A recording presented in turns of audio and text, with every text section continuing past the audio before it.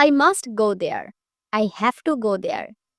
Must অর্থ অবশ্যই বুঝায়, হ্যাভ টু দিয়েও করতে হবে এরকম বুঝায়। তাহলে কোথায় আমরা মাস্ট আর কোথায় হ্যাভ টু ইউজ করব?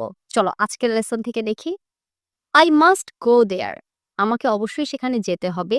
এখানে মাস্ট দিয়ে বুঝায় যেটা আমার নিজ থেকে তাগিদ অনুভব হয়।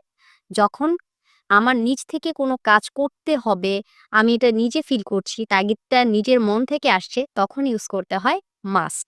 আর যখন পরিবেশ পরিস্থিতির কারণে আমাকে একটা কাজ করতে হবে বা এটা আমার একটা রেসপন্সিবিলিটি, তখন ইউজ করতে হয় have to.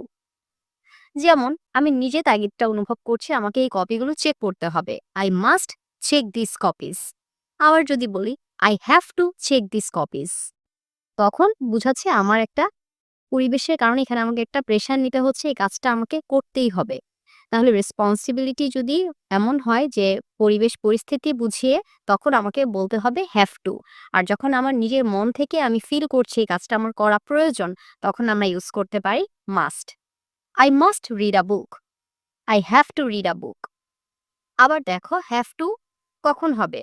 I, we, you, দে, তারপর একজনের বেশি মানুষ বুঝালে সাধারণত প্লুরাল ওয়ার্ডের সাথে আমরা হ্যাভ টু ইউজ করি। কিন্তু যদি সিঙ্গুলার হয় has to. He has to visit there, I have to visit there, I must visit there. আশা করি ৩ টা সেন্টেন্সের পার্থক্যই তোমরা বুঝেছো। Thanks for watching. আসসালামু আলাইকুম।